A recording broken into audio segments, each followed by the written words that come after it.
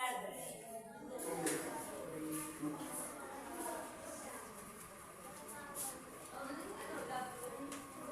ito ay nagmula kay Ma'am Jojo. Sabi dito, paano mo nasabi na siya na ang the one? Ah! Kaya magkaiba kayo ng sagot, ha? Sino sa sagot nun?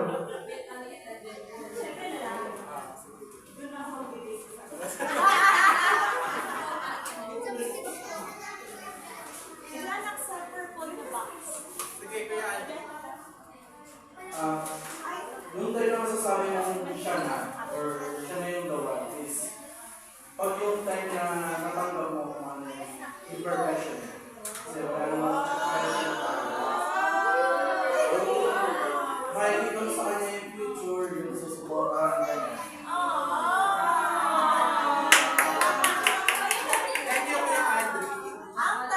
Kaya pala walang natanggap sa amin kasi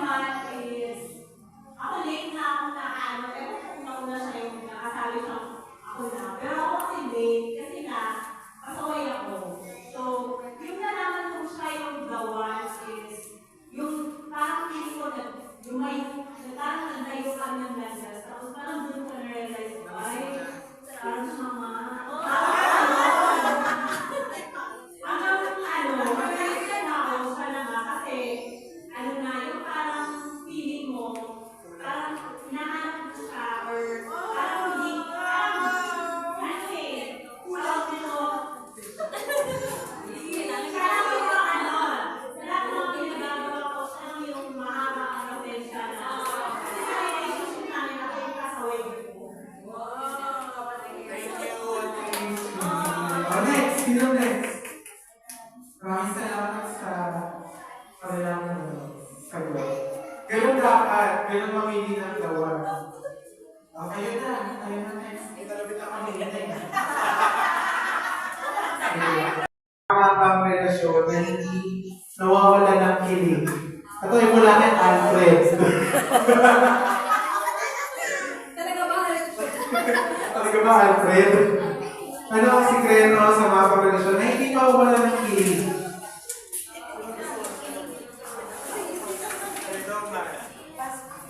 Dito sa hindi nawawala ng kilig, kahit masugit yung isang yung ating asawa, tatanggapin natin kasi minsan, siyempre, problema naman may dating sa kanila. Kaya, masugit sila, pero tatanggapin natin kasi asawa naman tayo habang buhay. Yun lang. At sa sagot ni Kadyo, pinipilig si Ate Jen. Kailangan mas madinig ako. Katawanan mo kasi sagot. Repeat the questions daw. Anong sikreto sa relasyon na hindi nawawala ng kilig? Ang sikreto sa para di mawala ng kilig.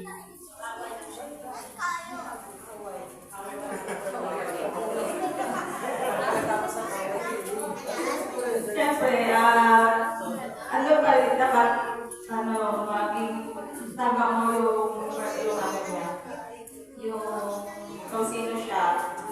Tsaka dapat, ako kasi makulit ako. Ako yung pinakamakulit sa aming dalawa. Ako yung laging makulit. Siya kasi tahimik.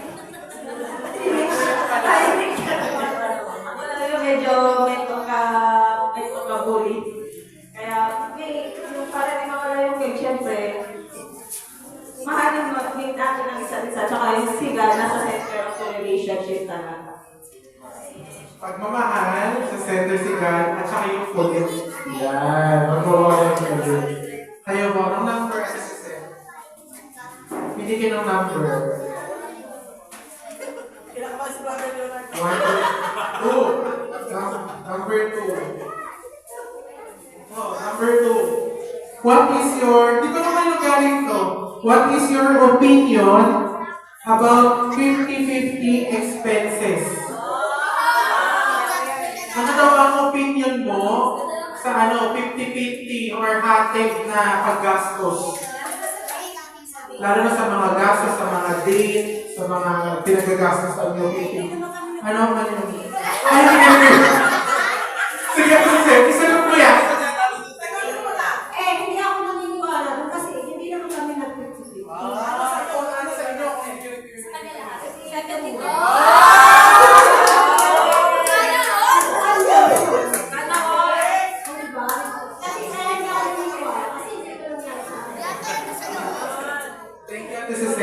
So that is set, hindi niniwalang sa 50-50 kasi sa nangyari sa kanila, si Kuya Leonard lahat. Tanong si Kuya Leonard, ikaw Kuya Leonard, niniwala ka ba sa 50-50?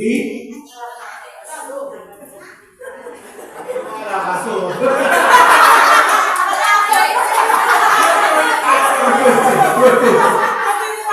Naniniwala ka sa 50-50 pero no choice.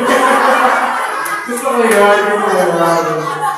Next, kayo naman dyan sa likod. Basta dapat number, mabili ka ng number. Number 3. 1, 2, 3. Ayan. Kailan nyo natatandaan yung oras na sinagot at yung inyong first kiss?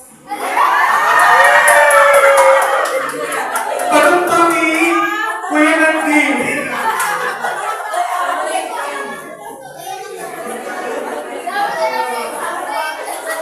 Exactly.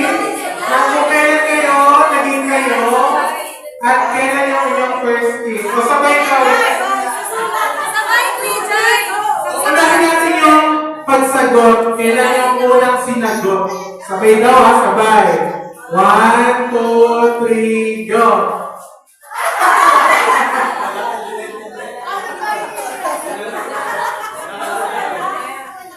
Actually, hindi po kami masyadong particular sa date.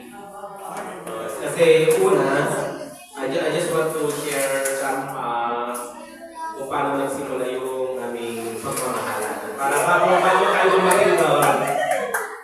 2007 nung ako po ay tinawag dito sa Imus. Nung nakatira po ako doon sa bahay ni na brother Ned dati doon sa may bilang kato doon ng gawain. Pero dumating yung time na sabi nila ay doon na lang lahat tumira sa bahay nila Pastoreno. So doon po kami na tumira. At habang nag-browse po kami noong kanilang mga album, may nakita po ako ng picture, grupo ng mga grupo. May babae po roon na nag-catch ng aking attention. Nakagown siya, tapos nakasuot na yung gown niya puti, I think. Tapos yung sapatos niya ay itim. Tapos madilim. So hindi ko naman alam na siya yun. Ang kwento nila, kasal daw ni Hazel yun, na mga, basta matagal na yun. So nung nangyari po yun, hindi ko naman kilala ko kay Ate Gemma. Sino siya? Sabi natin Gemma si Joby, sabi niya. Hindi ko naman alam kung sino yun. Hindi na ko nagtanong, wala na. So nung lumipas ang mga panahon, there was a time na siya ay napunta rito. Una ko kita sa kanya nakasuot ng jacket na violet. Nakapumos yung kanyang bubong, payak. Ayun. So, hindi ko naman alam na siya yun. Yung nakita ko sa picture, wala akong idea. Until such time, dumating mahabang panahon, siyempre siguro, sa mahabang mga panahon na magkasama, nag-develop siguro yung aming relasyon. Pero alam ni Pastora, sabi ni Pastor sa akin, kung mahal mo talaga yan, ang sabi niya, mag-prepare kayo, mag-antay ka. Ang sabi niya sa akin. So, masunurin naman po ako at nag-antay, nagtapos siya ng pag-aaral, hanggang sa lahat. At ang sabi niya, bago kayo magpakasal, dapat may bahay kayo. So, yun. Kaya doon po sa tanong na kung kailan yung na first kiss at saka yung date, hindi ko po ma-identify. Kasi, una, Hindi sila nag-date. Guardiano kami at ay pasalamat din kami na gano'n. Why? Kasi po, tawag natin dito, na lahat bago kami humarap sa altar, ay na-preserve naman namin yung mga dapat namin i-preserve. At the same time, I respect Pastor Edo at Pastor Lorna. So, sinunod ko lahat ng kanilang mga tawag natin gusto. At siyempre, sa tulong at biyaya ng Panginoon. Kasi kung papayagan mo yung sarili mo lang talaga, yung sarili mo kagusto, may maraming pwedeng mangyari na hindi maganda. Which is, hindi naman maganda kasi nililugyan tayo sa gawain. Kaya, salamat sa biyaya ng Panginoon sa mga pangyayari yun. So, kung kailan, so we do not have the particular na mga panahon na date. Basta kinaglalang ko namin yung kasal namin April 24, 2015. April 24, diyan po sa Tower. Diyan sa Tower. Dito po kami kinasal. Kaya, doon po, kung kailan ng first kiss, hindi ko lang hindi matandaan. At the same time, Baka alam ni ate. ang sabi niya, hindi rin kami nag-date. Wala kaming date bago ang kasal. Wala kaming date kasi magkasama naman kami. At the same time, ano ba bakit mag-date? Para saan? So, salamat kami sa Panginoon sa ganung mga advices kasi nga, natulungan sa amin, natulungan sa amin. At saka na lang kami nag-date after ng kasal namin. Ayun, lalakad kami ng dalawa at nagagawa yung dapat na gawin. Which is, kung ating makikita, napakaganda. Why? Kasi nga, napoprotektahan kayo buhat sa kung ano magdiktasyon. At the same time, nakahanda kayo. Pagdating ng kasal, after ng kasal sa pagpunang pamilya, nandun na. So, doon po sa date ng... Kasi dalawa na sila na tanong mo, 100%. Oh, yes. Hindi pa lang.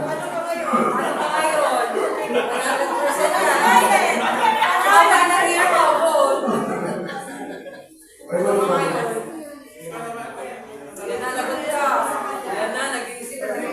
Sino yung kachat mo?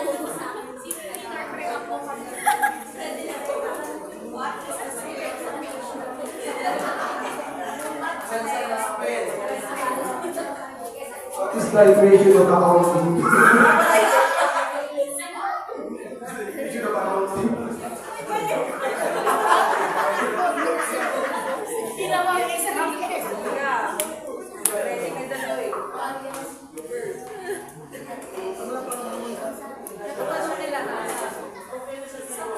Sapat na siya.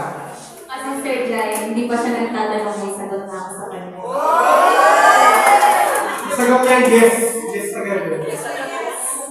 Number. Ay, hindi. Wala. Di ba ako sagot yung ano? Number 5. Ay, number 5. Ito na lang.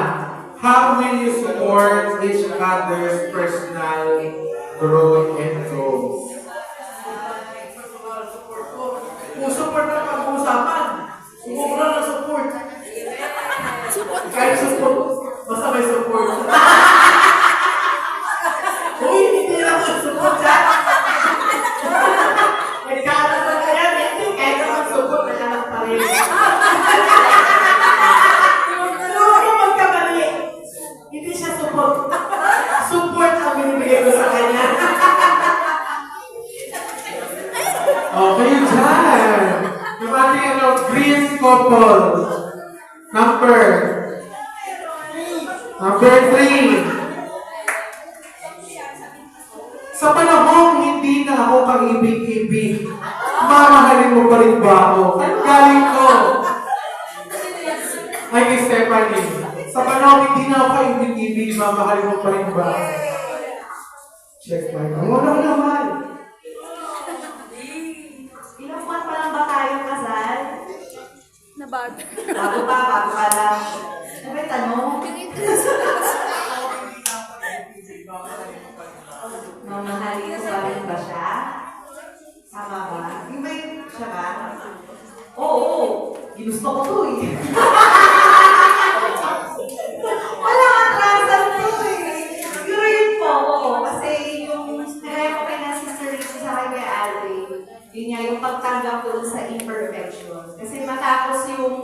kilig-kilig. So, nagkakaalaman na ilang buwan na lang kami kasali, bago pa lang.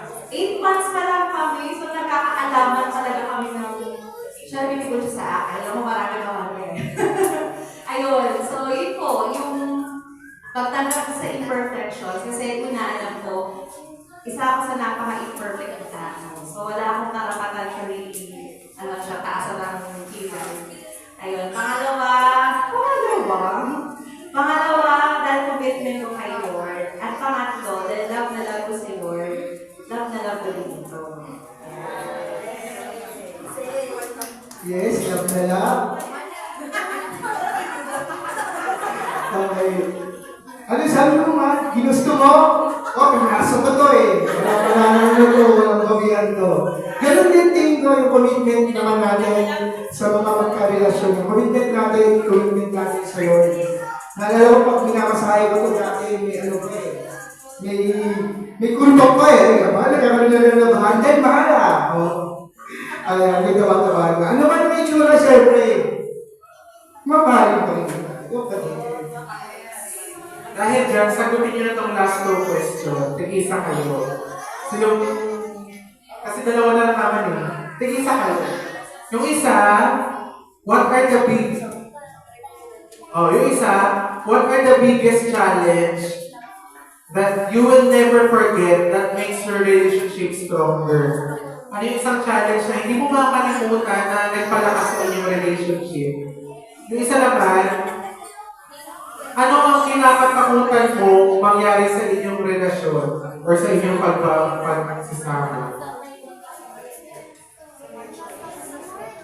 Sa akin po, biggest challenge namin is yung na nagpakatat. Siguro yung una, bago po kami maging kami. Kasi after a time of courtship, niligaw siya, biglang na-stop yun. And then, sabi ko kay Lord, i-prayer ko noong time na yun. Sabi ko, Lord, kung hindi talaga siya para sa akin, utang na loob yung, Panginoon, utang na loob ng mamakaawa ko sa itanggalin mo. And then, during that 1 year po na magkahiwalay kami, siya, busy siya sa ministry. Siya nag-heal, ako nag-heal. Binuhos ko yung sarili ko sa ministry, sa Panginoon. And then, may time na namimiss mo siya, pero kung hindi talaga siya nagpakita, that time. Ayun, kasi umiwas din ako, siya din may sarili na rin siya mundo. But after a year, bigla siyang literal na dumating dun sa harap ng lugar kung saan ako nag-work. Tapos sabi ko, hala Lord, sabi ko, ito na ba yun? So yun yung una. Pangalawa, stepping out of my comfort zone. Na iiwan ko yung comfort zone ko, yung home church ko. Tapos saan ako nag-grow? I will move to a different place kung saan malayo sa pamilya ko, malayo sa churchmates ko, kung saan ako nag-grow. And then yung call ng Panginoon na magkasama kami sa ministry. Yun ang pinag-pray ko, na kung siya talaga, magkasama kami maglilingkod sa Panginoon, saan man dadating. So yun po yung challenge sa akin. Thank you. Next. Greatest fear, siguro the same lang din with others, no? Yung mawala, yung mawala yung mahal mo sa buhay, yung partner mo, kung saan ka nasanay, kung siya na ngayon, I know that. Siguro yun yung nakakatakot. At saka yung pagparati mo naiisip na you can provide yung the best na dapat paparanas mo sa partner mo sa life. Siguro yun yung pangalawa. Pero sa lahat naman ng fears na meron tayo, as long as we have God, ano yung stabilizer ng any relationship. Along the process naman, may years, may doubt. Hindi lang sa relasyon, pero as long as you have the Lord as your home, everything will, really fall into its place, according to His will. Thank you, Pastor Rodel. So that's our highway. Ngayon po tayo ay dadako na sa next part ng program natin.